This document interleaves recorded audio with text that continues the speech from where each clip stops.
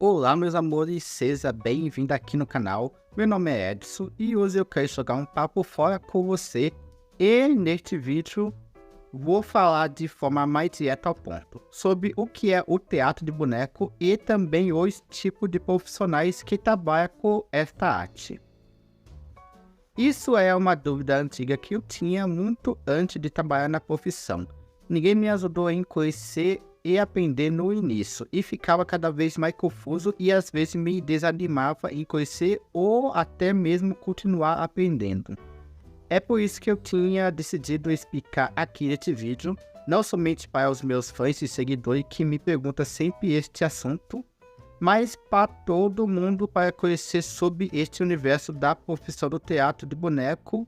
E neste vídeo eu vou falar o mais didático possível e tentar não deixar você confuso como eu ficava antigamente. Lembrando que esse é um vídeo que deu muito trabalho e é um resumo do resumo. Eu dividi em 3 partes. O primeiro é através dos tempos.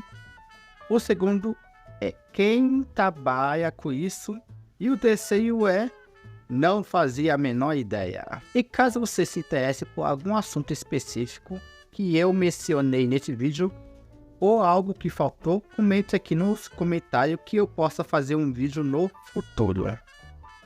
Com o passar do tempo, aqui eu vou falar brevemente o resumo sobre a história e a sua origem mais ou menos no contexto histórico através do tempo.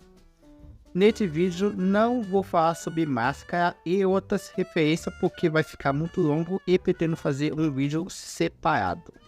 O teatro de boneco tem a sua origem na mais remota antiguidade. Acredita-se que na pré-história os homens se projetavam com as suas sombras movendo-se nas paredes das cavernas.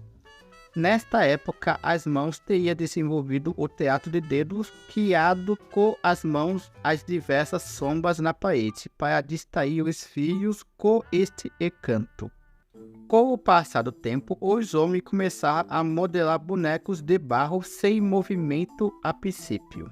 Mais tarde conseguiram articular a cabeça e os membros dos bonecos para fazer representações com eles. Na Índia, China e Java também é realizado o teatro de bonecos. Os egípcios encenavam espetáculos sagrados nos quais a divindade falava e é representada por uma figura articulada. Lá eles eram tratados com muita relevância. Os orientais consideravam estes bonecos como verdadeiros deuses, dotados de recursos fantásticos. Eles eram criados com tamanha perfeição que se tornavam idênticos aos seres vivos, muitas vezes inspirados realmente em personagens reais. Na Grécia Antiga, os bonecos articulados tinham, além da importância cultural, conotações religiosas.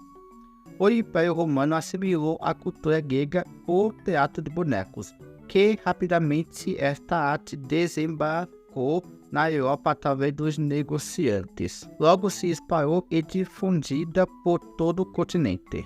Na Idade Média, os bonecos eram utilizados nas doutrinas religiosas e apresentados em feiras populares. Houve um em que os integrantes desse grupo de teatro foram muito perseguidos porque representavam personagens que faziam crítica às autoridades religiosas. Todos estes bonecos de pouco recurso técnico, mas com grande possibilidade expressiva, possuíam algo em comum: a irreverência e a espontaneidade, a não submissão ao estabelecido, a comicidade. E por vez na América, os fantoches se fantasiados pelo colonizador. Entretanto, os nativos confeccionavam o boneco articulado que imitava os movimentos dos homens e animais. Depois da Primeira Guerra, as marionetes, bonecos articulados movidos por fios, foram difundidas pelo mundo, introduzidas nas escolas, principalmente na Tchecoslováquia e nos Estados Unidos.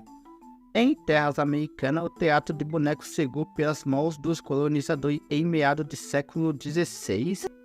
Na era das grandes descobertas, desta forma, este movimento cultural posto no Brasil mais uma vez como instrumento de doutrinação religiosa. No Nordeste, o teatro de boneco apareceu como destaque, principalmente em Pernambuco, onde até hoje é tradição.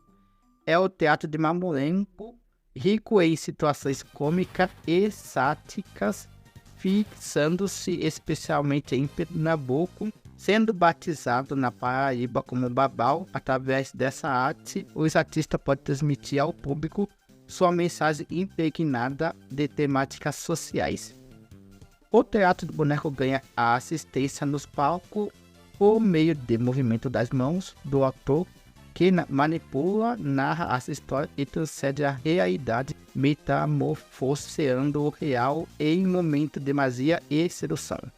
Mas eles também têm um alto potencial educativo, podendo se converter como um instrumento nas mãos de um bom educador.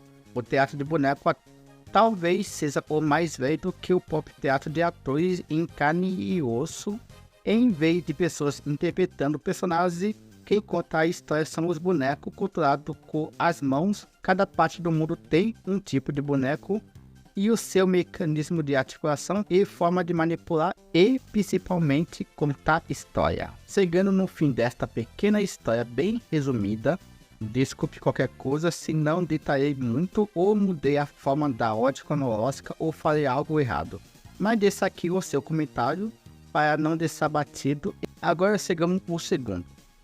Quem trabalha com isso?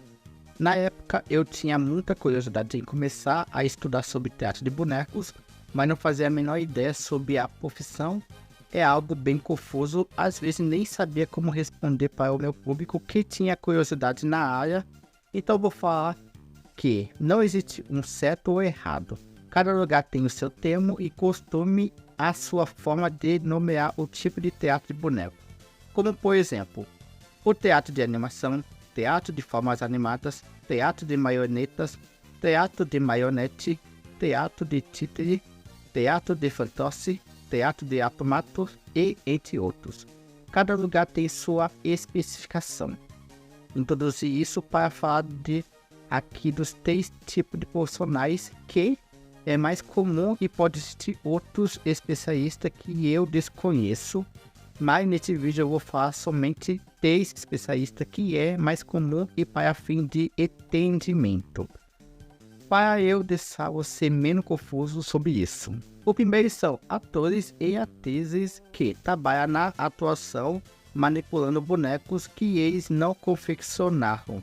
São bonecos de outros profissionais que produzem para esses atores ou atrizes que não têm experiência na confecção, mas tem interesse e habilidade em técnica de manipulação das figuras inanimadas para contar história com esse boneco que dão vida ao palco, seja em teatro ou espaço não formal.